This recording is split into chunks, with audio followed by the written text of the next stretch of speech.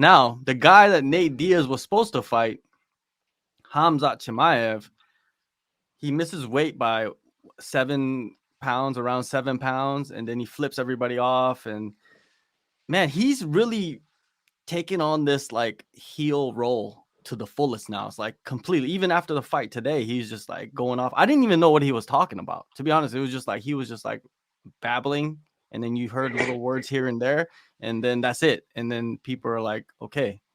But a lot of people don't care about that anymore, really.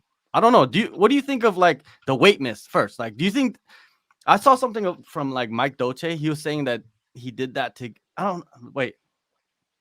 I actually don't remember exactly what Mike Doce said. I watched the video. Now I don't remember. I don't want to like interpret like what he said, but it was something. It was something to do with like he did it on purpose to gain an advantage. Like, Um, nah, like that's like too much. I feel like that's too much weight to gain an advantage. I feel like that's such a big that's like such a big miss that the UFC would have been aware. Like they check our weights during fight week. mhm. Like the UFC weigh us a few days in advance. So it definitely he would have been seen it coming, and the UFC would have known about it. And what he was saying in his post-fight speech was that he was a lot lower than that, and then the UFC and the UFC doctors had advised him to start rehydrating. So that all came together like pretty quickly as well, like the catch weight, the switch of opponent, and I feel like the UFC knew a day, if not 2 days, before it actually happened. Yeah. Yeah, now that I kind of remember what he said, I'm trying to piece it together. He was talking about how like his last fight at 170 against Gilbert Burns, he had like a very tough weight cut. Like it took him to the edge of his life, and all of that stuff. And then that's why this weight cut they had to stop it, because if he continued, he would have been risking his health. Um, now past that, the performance that he had, we kind of knew what kind of fight that he was going to fight, right? Against Holland. Exactly. Did you expect anything else? Nah, like the old fake glove touch, and then just Yeah. grab a hold of a leg and drag him to the ground. This is like what this guy does, right? And I feel like you keep putting on performances like that, you can play the heel. You can play the heel, and your star will continue to grow. I feel like his stock still went up after that fight, and people just love winners. It's the nature of sport. It's the nature of competition. Um, they don't care what you say and what you do, as long as you continue to win. And now that he's not apologetic. He didn't try to defend what he had done. He instead embraced that heel role. I feel like his star will just continue to grow. Yeah, I think so too. I think he's becoming kind of like like a lot of people are like, oh, he's like Habib, right? He's like Habib, but now it's like, no, he's not. He's Hamzat. Like Hamzat Yeah, he's a heel. he He's like the swears. He's aggressive. exactly. He's like, I kill everybody. Like it's like he's already drunk, but he hasn't drank anything yet, right? And I know he doesn't drink probably because of his religion, but yeah, he's like, I kill everybody. Like some of I the loved it. stuff I that know. comes. I thought it was hilarious. Like he's like out there, like you can hear the USA, USA, and you pretty much get that like anytime someone from America fights Yeah. anyone from a different country, USA, and then for him to come out and say, I kill everybody, Allahu Akbar, like Alhamdulillah, like it's Yeah. just like the American fans will that'll get under their skin, right? Like that'll definitely fire them up. I guarantee you, everyone that tuned in will tune in next time he fights. Whether because at the end of the day, you can look at the biggest stars in our sport, Conor McGregor, in combat sports, Conor McGregor, Floyd Mayweather. You don't only get the people that want to see you win. You get the people that want to see you win, and you draw in the people that want to see you lose as well. That means you get everyone, right? Like that Yeah. means you get everyone to buy your pay per view, and that's the trajectory that Hamza is taking. Do you think he gets a title shot next? I think he does. Even though he didn't make the weight, I feel like all he needed to do was win the fight, and that just lines him up.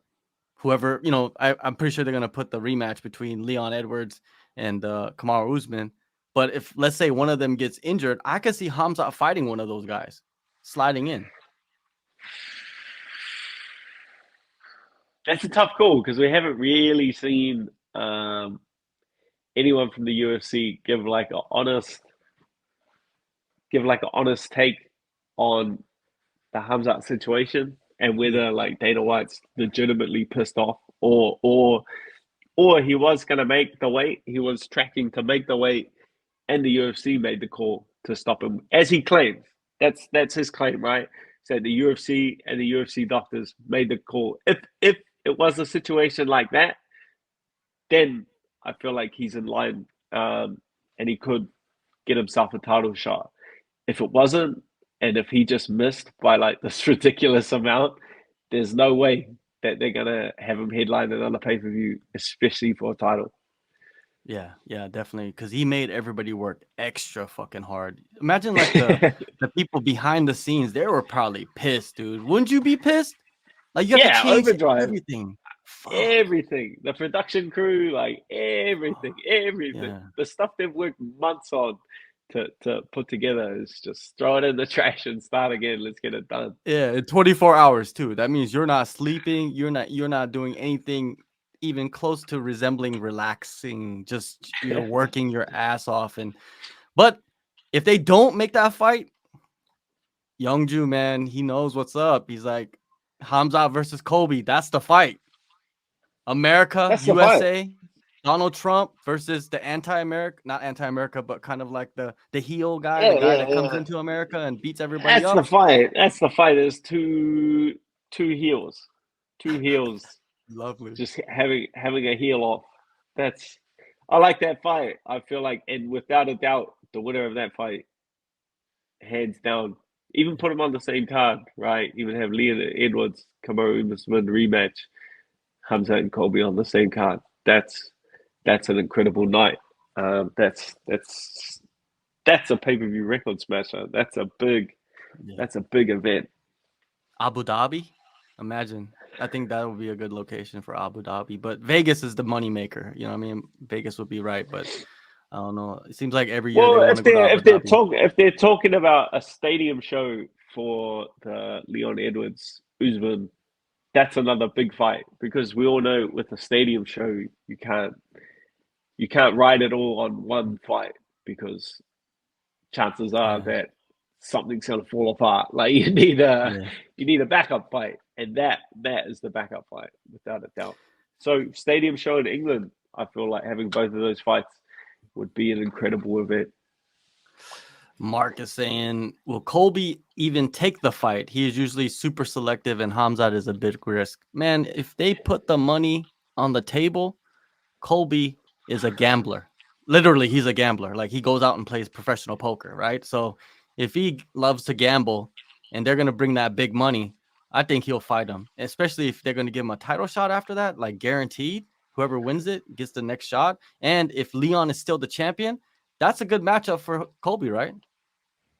Yeah, well, he's still suing George Masvidal, isn't he? So he's still like pretending like he's too injured That's to true too. compete, so he can sue Jorge Masvidal for loss of income. So I don't know. Depends on his legal situation, I guess.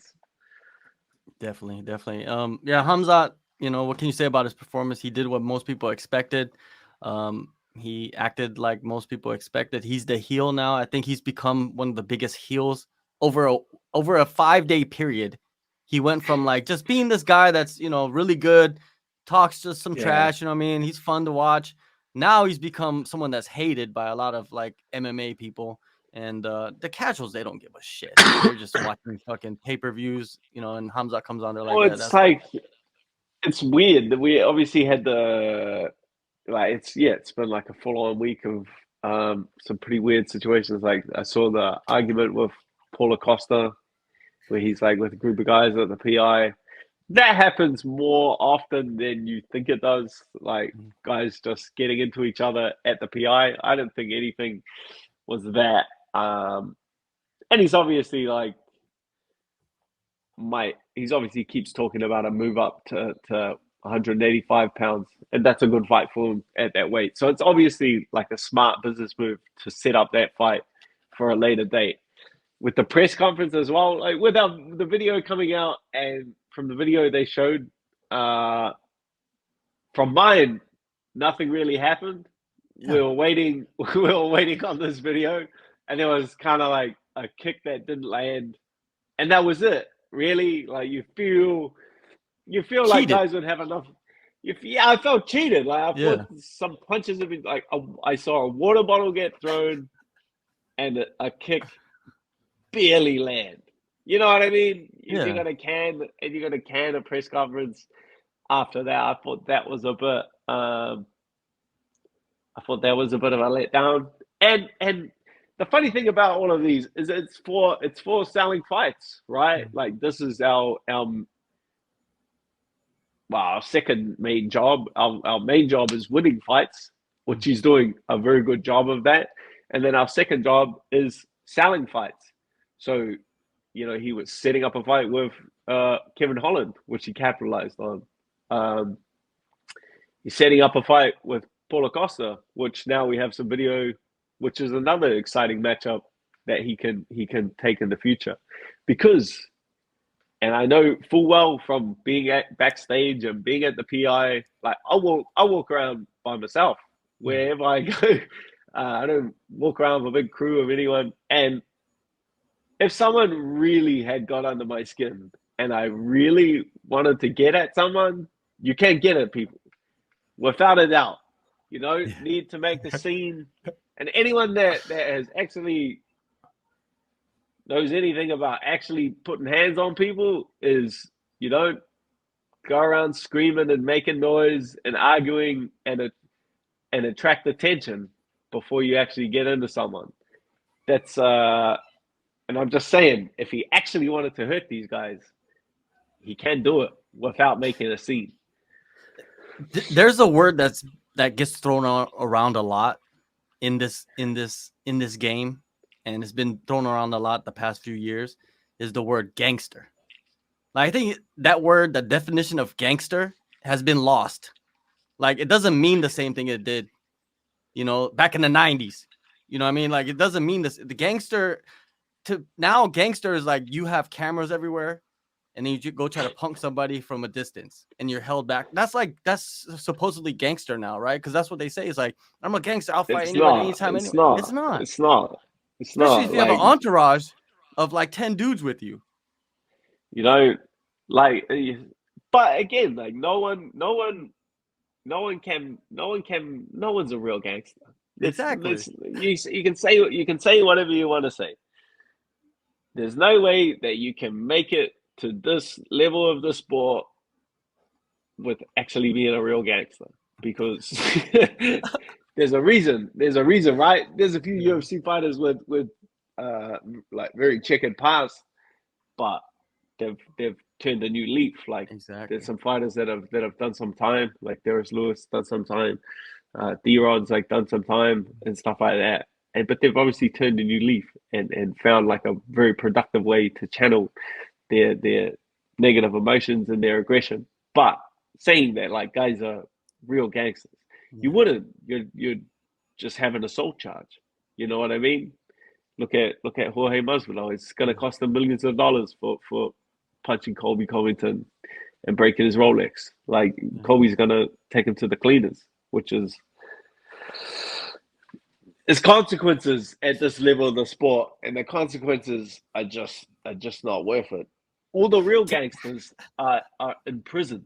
That's where all the real gangsters are, and that's undeniable. It seems like the guys that are credentialed to be, if they were a gangster, a real gangster, like the guys that are credentialed, like those guys actually do not even act that way. You know what I mean? You see Derek Lewis, he's got happy-go-lucky.